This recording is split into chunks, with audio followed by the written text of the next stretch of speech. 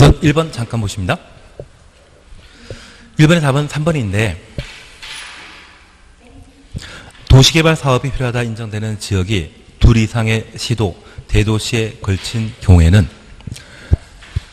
시도지사, 대도시장이 협의하여 도시개발구역 지정할자를 결정하도록 되어 있습니다. 우리 천국이란 말 기억나십니까? 도시개발구역이 둘 이상의 시도, 대도시에 걸친 경우로서 협의가 불성립한 때는 누가 지정할 수 있다? 국토교통부 장관이. 그래서 둘 이상의 시도, 대도시에 걸친 경우라면 국토교통부 장관이 바로 지정하는 것이 아니라 시도지사, 대도시장이 서로 협의해야 됩니다. 협의해서 지정할자를 결정하는데 협의가 불성립한 때만 장관이 지정하는 것이지. 이건 틀린 겁니다. 왜 틀렸는지 이해가. 협의하여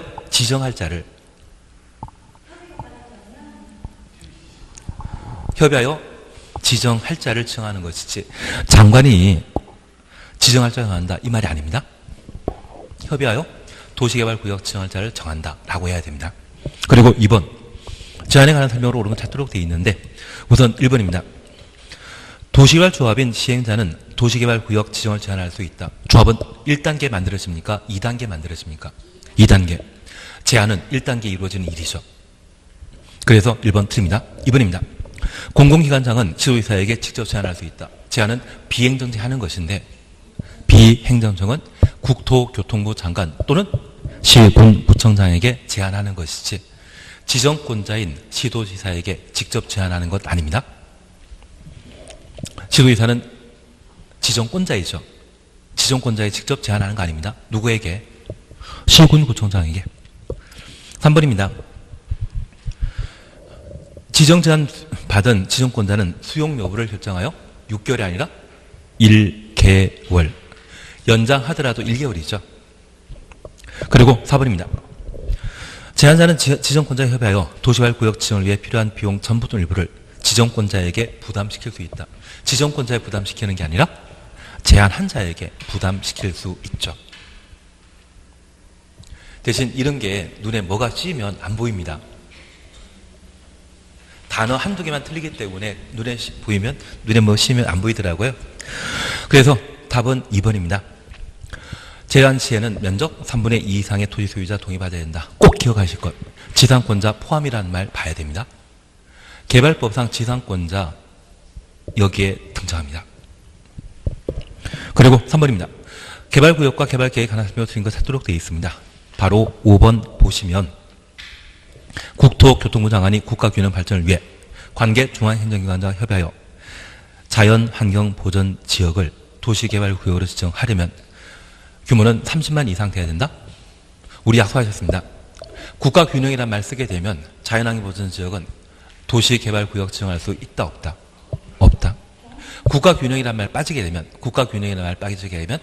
자연환경보전지역에는 30만 조메타 도시개발구역 지정 가능합니다. 국가균형이란 말이 자연환경보전지역에서는 중요한 핵심이 됩니다. 답을 5번으로. 그리고 4번 개발계획 하나 설명 드린 거 찾도록 되어 있는데 5번 보십니다. 너무 지문이 길지만 양해하십시오. 수용 사용 대상이 되는 토지, 건축물, 그리고 강업권, 어업권 등은 세부목록에 관한 사항은 구역 지정 전에 개발 계획에 포함해야 한다?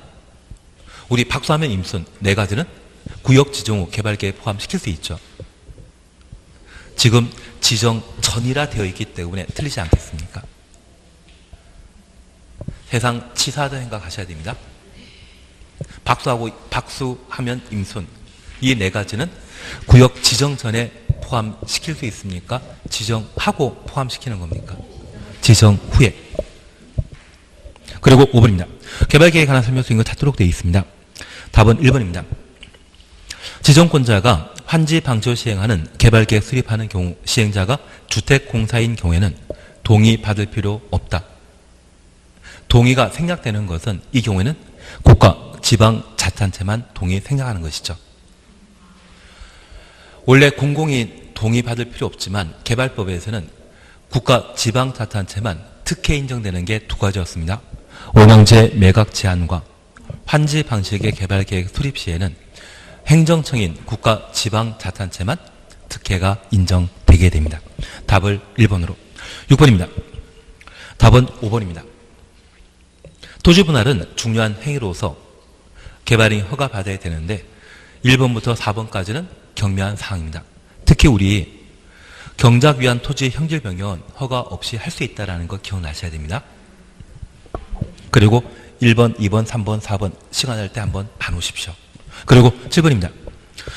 지정 해제에 관한 설명 틀린 거 찾도록 되어 있습니다. 답은 1번인데 도시개발구역 지정은 도시개발 사업의 공사 완료 공고 1 다음 날에 해제된 것으로 본다. 다음 날이란 말 들어가줘야 됩니다. 공고로 해제되는 것이 아니라 다음 날. 그리고 우리 약속하신 게 있습니다.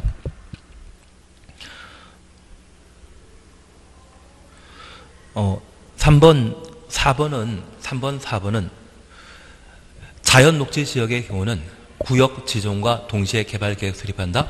구역 지정하고 개발계획 수립한다. 지정하고. 자연 녹지 지역은 주상공 아니죠. 땅값 급등할 수 있기 때문에 구역 지정 후 개발계획 수립할 수 있습니다. 만약 구역을 먼저 지정했다면 개발계획은 몇 년 안에? 2년 내 개발계획 수립하도록 되어 있습니다. 330만 제곱미터 이상이면 몇 년?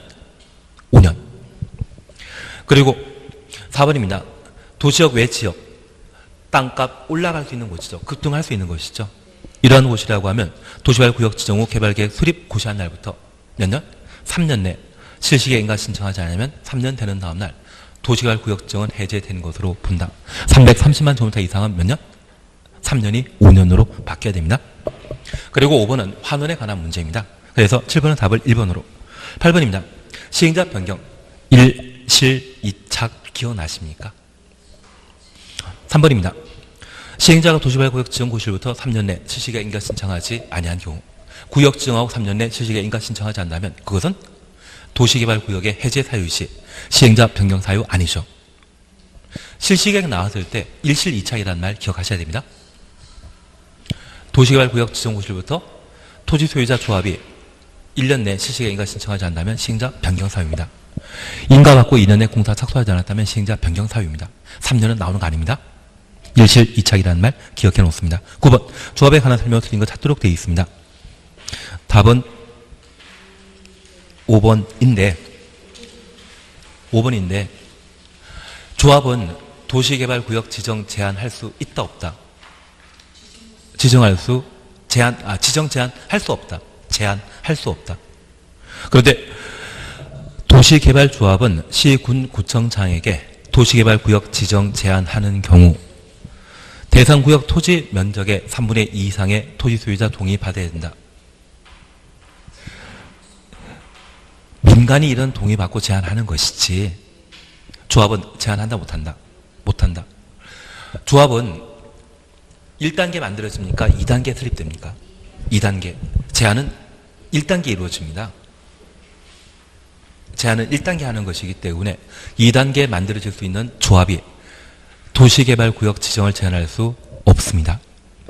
동의요건은 분명 맞지만 조합은 제한할 수 없다라는 것 이해해 주셔야 됩니다. 10번입니다. 답은 1번입니다. 결기가 사유가 발생하면 즉시 자격 상실합니까? 다음날 상실합니까?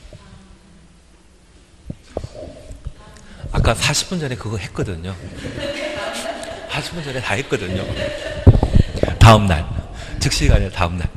대신 도정법에서는 즉시 자격 상실하고 개발법만 다음날 자격 상실하는 겁니다. 11번입니다. 수용 사용 방식에 관한 설명 수인 거 찾도록 되어 있습니다. 답은 2번인데 지방자치단체가 토지 수용하려면 토지 소유해야 한다.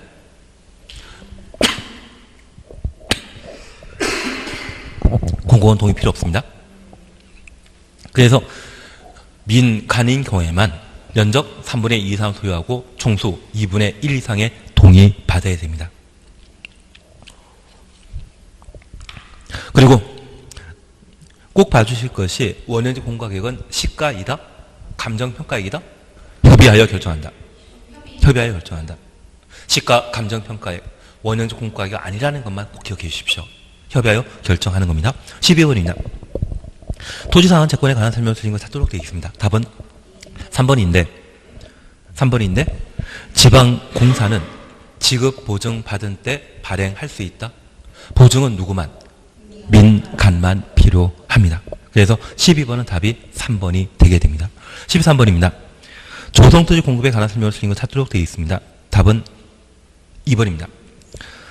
단독된 용지로서 330 이하 조성토지는 경쟁 입찰 방법으로 분양해야 한다. 추첨 방식으로 분양할 수 있죠.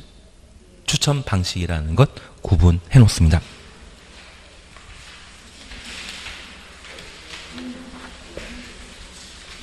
그리고 14번입니다. 옳은 답은 3번입니다. 토지 소유자의 환지 제외 신청 있더라도 임차권자의 동의 받지 못하면 해당 토지를 환지에서 제외할 수 없다. 환지해주란 이야기거든요. 임차권자 동의 받아야만 환지 부정 가능하고 임차권자 동의하지 않는다면 환지한다 안 한다. 동의 안 하면 환지해줘야 됩니다. 그 의미가 3번입니다. 1번입니다. 시행자 환지계획 작성할 때 시도지사, 대도시장이 인가받아야 된다. 환지계획 인가권자는 시군 구청장이지 이들 아니죠. 지정부도 아니죠. 그리고 2번입니다. 재판상 처분으로 종전토지에 전속하는 것, 행정상 재판 처분 보고 전속이란 말 보게 되면 환지 처분에 영향 미치지 않죠.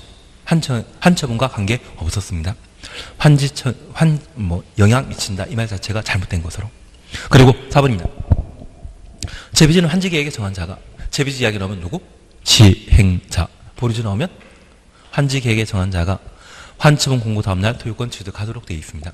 재비지는 시행자, 보류지는 환지계획에 정한 자. 기억나셔야 됩니다. 재비지 이야기가 나오면 누구? 시행자. 보류지 이야기가 나오면 누구? 환지계획에 정한 자. 5번입니다. 환지계획에서 환지 정하지 아니한 종전 토지에 관한 권리는 환처분 공고 된 날, 다음날 끝나는 때 소멸한다. 다음날 나오면 권리 발생. 환처분 공고 1. 이 말 나오면 소멸. 그래서 다음날 나와서 틀린 겁니다.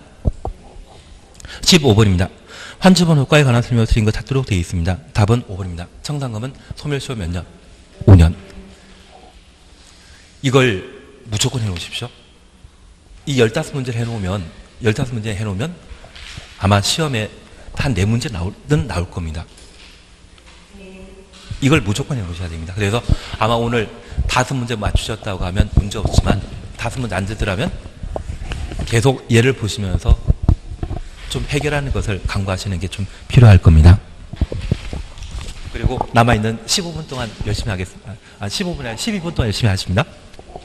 이제 찍고 하셔야만 다음 주에 건축할 수 있습니다. 예, 128페이지 찾으셨죠? 128페이지 보십니다. 정비기본계획 별표 3개 해놓습니다. 정비기본계획 별표 3개 해놓습니다. 양가를 1번 수립권자는 기본계획에 따라 몇 년 단위로? 10년 단위. 그래서 정비기본계획 계획기간이 10년이라는 것 꼭 한번 확인해 놓습니다. 그리고 5년마다 타당성 검토가 계획기간이 10년 이상이면 5년마다 타당성 검토를 무조건 합니다. 그렇게만 기억해 주십시오. 그리고 3은 그냥 포기하고 3은 포기하고 그리고 제가 하나 알려드릴 게 있는데 올해 무조건 시험 나올 만한 게 134페이지와 136페이지 5번, 6번이 올해 시험에 나옵니다. 근데 하나 알아주실 게 있는데 4월 23일 날 도정법이 개정되었는데 이게 6개월 경과하면 효력 발생하기로 했거든요. 그래서 개정된 사항이 10월 24일 날 시행되게 되는데 우리 시험은 26일 시험 보기 이틀 전에 시행되는 법이 사업자리 개정되었거든요. 예문에 보면 이런 게 시험에 나오더라고요. 그게 행위 제한,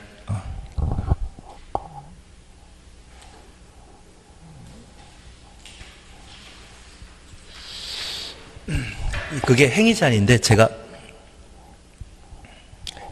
예 일단 나중에 제가 다시 하도록 하고 일단 5번 행위 제한 그걸 봐주셔야 됩니다. 행위 제한 보셔야 됩니다. 그래서 우리 양가로 2번 보게 되면 정비구역 안에 허가받지 아니하고 할 수 있는 허용행위 찾으셨죠. 그리고 1번, 2번 사이에 1-1이라고 해놓으시고 1-1이라 해놓으시고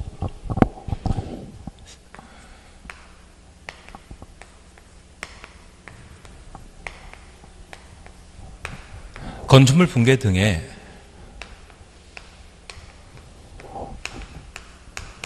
안전사고 발생 우려 시에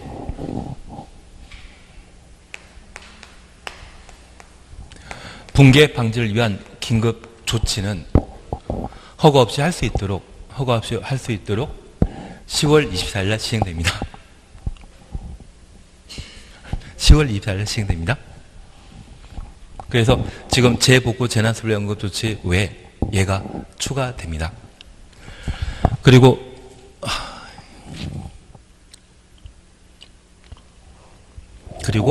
옆에 페이지 보시게 되면 정비구역의 의무적 해제가 있는데 한 장 넘기시면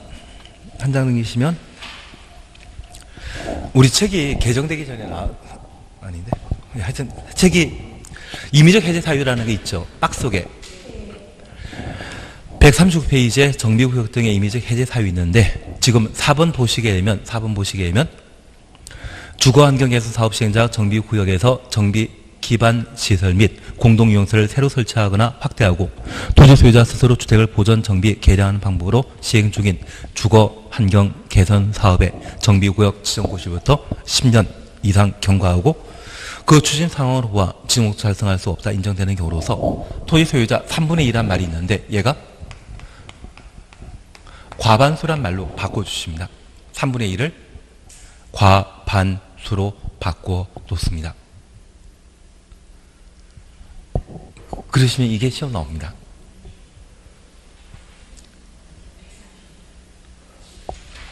아, 136페이지에 박스 속에 정비구역 임의적 해제 사유 찾으셨고 4번에 10년이란 말이 있고 3분의 2란 말이 맨 마지막 박스 속에 맨 마지막 줄에 있지 않습니까? 그 3분의 1을 과반수로 바꿔주십니다. 대신 저는 항상 생각하는 게 이게 있습니다. 시험에 이걸 그대로 내가지고 이게 맞는 걸로 해놓으시면 이의 신청하면 한 문제를 전부 정답으로 처리할 수 있거든요. 출제위원회 제발 실수해 주길 바라고 있는 중입니다. 작년에 공법 2문제가 복수 정답 처리, 하나 복수 정답, 하나는 전부 정답 처리된 적이 있거든요. 그래도 작년에 과락이 제일 많이 나왔던 과목이 그래서 예, 그리고 우리 청와대 계신 분 청와대에서 나오신 분 기억나지 않으십니까? 서울 흑석동 뉴타운에 투자하셔가지고 물러나신 분, 그분 부동산 초짜이다 전문가이다, 아주 전문가입니다. 그 전문가 분들을 생각하면서 하실 게 하나 있습니다. 예, 그래서 바로 이거 지금 확인해야 되는데 그냥 지금은 상황 이거 많이 해도 똑같습니다. 그냥 시험 나올 것만 하시면 됩니다. 사실은 이걸 다 정리하면 제가 나중에 특강을 하게 되면 그때 돈 내고 들으십시오. 그때는 제가 알아서 잘해드리겠습니다. 그때는 알아서 잘해드리고 지금은 그냥 잠깐 시험 나올 것만 145페이지 봐주십시오. 정비사업조합 찾으셨죠? 145페이지 정비사업조합 별표 3개 해놓습니다. 우선 1번 조합 설립 의무와 관련되어 다만 찾으셨죠? 5분 안에 끝낼 겁니다. 정비구역 안의 토지의 소유자가 20명 미만인 경우 재개발 사업을 시행하는 때는 조합 설립하지 않고 재개발 사업을 할 수 있습니다. 그래서 정비 사업을 시행하는 때 재건축 사업과 재개발 사업은 조합을 설립해서 사업 시행하지만 재건축은 공익사업이다, 사익사업이다. 사익사업이기 때문에 반드시 조합 만들어야 됩니다. 재개발은 공익사업이다, 사익사업이다? 공익사업이기 때문에 토지 소유자가 몇 명? 20명 미만이면 조합 설립하지 않고 사업할 수 있습니다. 조합 설립하지 않는 게 왜? 규제 완화인지 이해하시는데 정비사업 조합을 만들어 사업하게 되면 조합원이 10명이랄지라도 5명이랄지라도 아니 딱 2명이랄지라도 조합 총회 개최 사실을 친문에 광고해야 됩니다. 그리고 보름 뒤에 정비사업 조합 총회를 개최합니다. 그리고 총회 결과에 대해서는 열심히 시군 구청장에 보고해야 됩니다. 돈 많이 든다, 돈 많이 적게 든다. 많이 듭니다. 그런데 재개발 사업에 토지의 소유자가 20명 미만이면 우리 카톡 있지 않습니까? 카톡으로 이번에 재개발 사업과 관련된 중요한 안건을 결정해야 되니 중국집에 모여라 하면 모여서 땅땅땅 하면 통과해버립니다. 신문에 광고할 필요 있다 없다?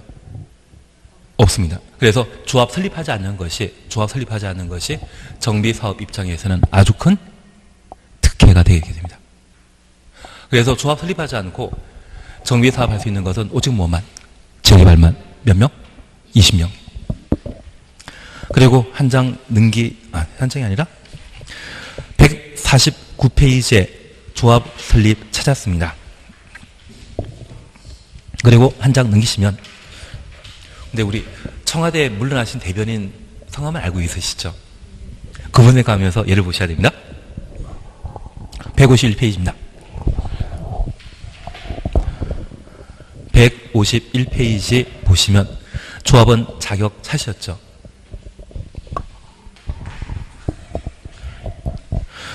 양가로 2번을 잠깐 살펴주십니다. 양가로 2번 살펴놓습니다. 투기 발지구에서 조합원 지위 이전 시기, 이전 제한 시기, 투기 과열지구로 지정된 지역에 투기 과열지구 동그라미 놓습니다. 151페이지입니다. 재건축 사업 시행하는 경우 조합 설립 인가 이후, 조합 설립 인가 후, 재건축부터 조합 설립 인가 후까지 가로 놓습니다. 재개발 사업하는 경우는 관리 처분 계획 인가 후, 재개발부터 관리 처분 계획 인가 후까지 가로 해놓습니다. 정비 사업의 건축물 또는 토지를 양수한 자는 조합원이 될 수 없다. 없다 주놓습니다.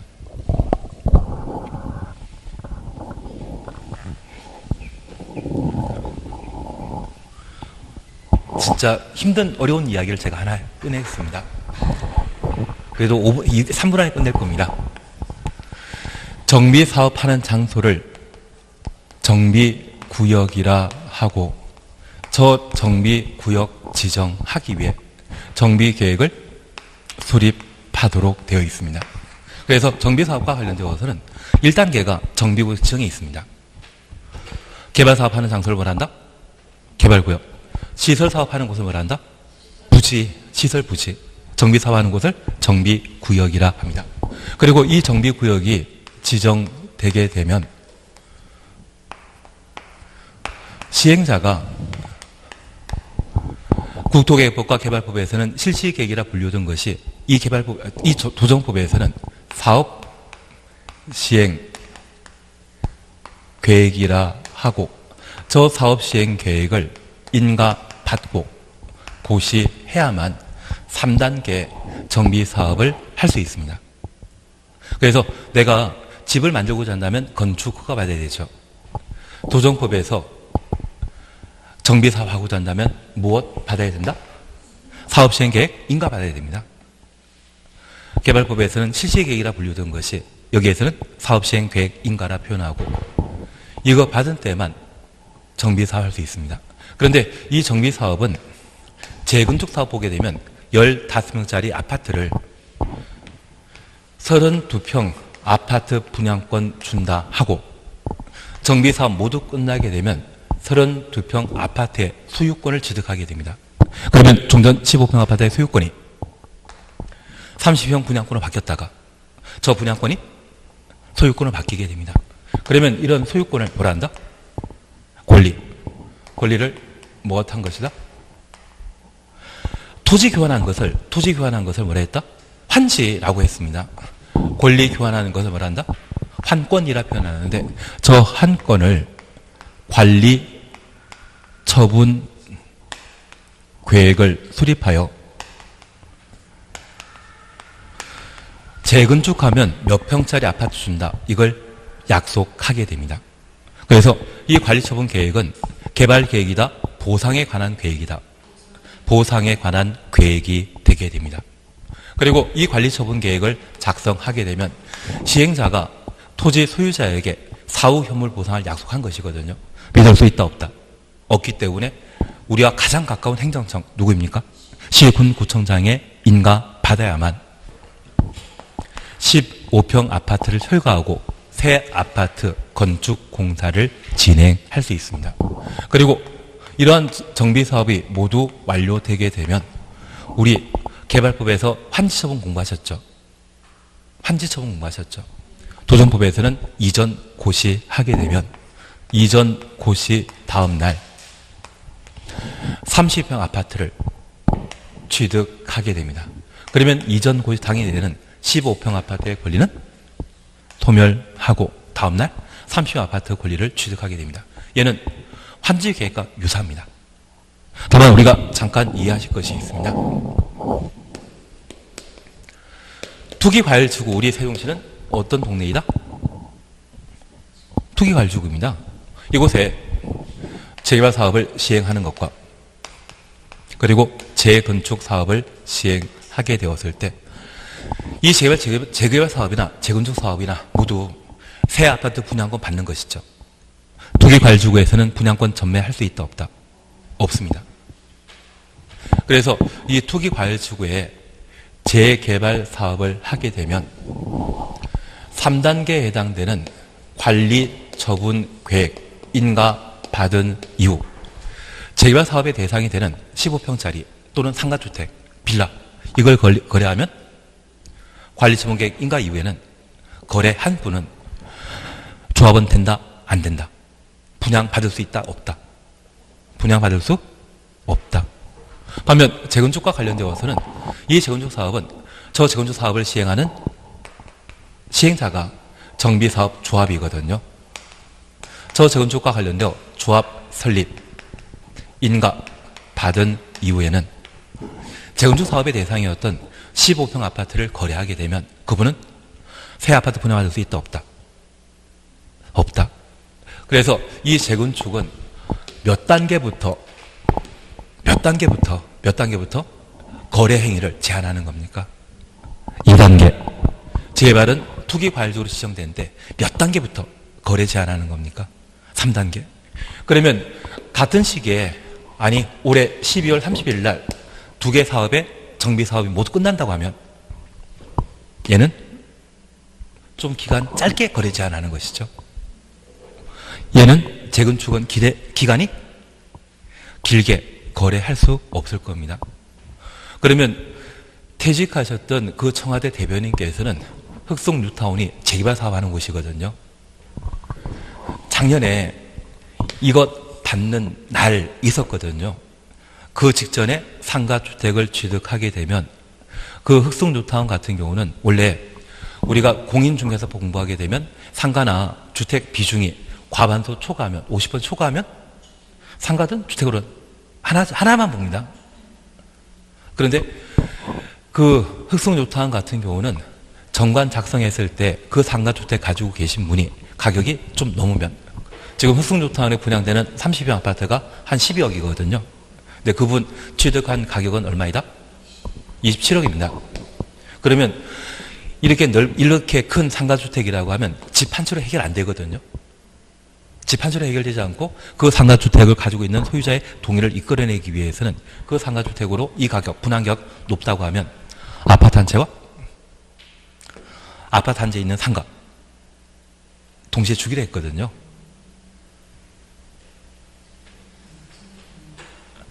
이거 대박입니다. 뭐가 대박인지 모르시죠? 근데 이렇게 받으셔가지고 대출 받으셨는데 이 상가를 조성 후에 팔면 그게 10억짜리가 아니라 한 1000세대에 딸려있는 상가는 가격이 엄청 높습니다. 뭔 소리 하는지 서로 모르기 때문에 일단 결론은 서울은 지금 뭐 하는 곳이다? 투기과열주의인데 그분이 투자했던 것은 재개발 사업과 관련된 것이고 관리처분계획 인가 이후에는 상가주택에 매입하면 그분은 새 아파트 분양받을 수 있다 없다? 분양받을 수 없습니다. 이때부터는. 그래서 그 직전에 관리처분계획 인가 바로 직전에 그 상가주택을 취득하면서 그게 이번에 공개되고 사임하셨던 겁니다. 취지는 이해되시겠습니까? 이거 시험에 나와야 된다, 안 나와야 된다? 나와야지. 이거 작년에 개정된 건데, 작년 케이스가 그분이시고 올해 나와야 됩니다. 그래서 꼭 봐주실 것은 투기과열주구란 말 보게 되면 재건축 사업은 조합 설립 인가는 몇 단계부터 거래 못합니까? 2단계부터 거래하지 못하고 재개발 사업의 경우는 관리처분계획 인가 몇 단계부터입니까? 3단계부터 거래할 수 없다. 여기까지 주시면 아마 세 문제에서 네 문제는 해결될 겁니다. 그리고 나머지 잘 모릅니다. 그래서 어디까지 가시는가 하면 제 인간성을 탓해 주십시오. 제 인간성을 탓하셔야 합니다. 어디까지 가시는가 하면 164페이지 보십니다. 164페이지에 관리처분계획 수립기준 찾으셨죠? 그것 별표 하나만 해놓습니다. 그리고 이 관리처분계획 수립기준과 관련되어 양가로 7번에 1주택 공급에 대한 예외라는 게 있습니다. 얘만 주셔놓습니다.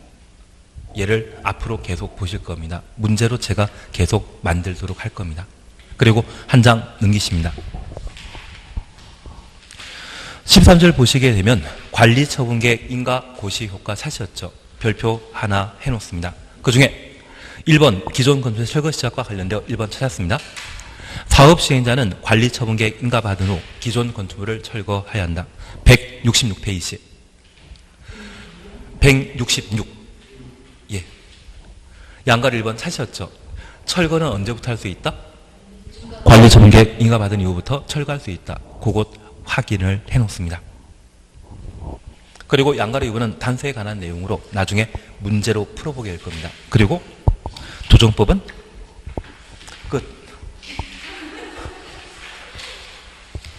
조정법은 많이 하면 정신건강 해롭습니다. 그리고 다음 주에는 건축법부터 해나가도록 하겠습니다. 수고하셨습니다. 예.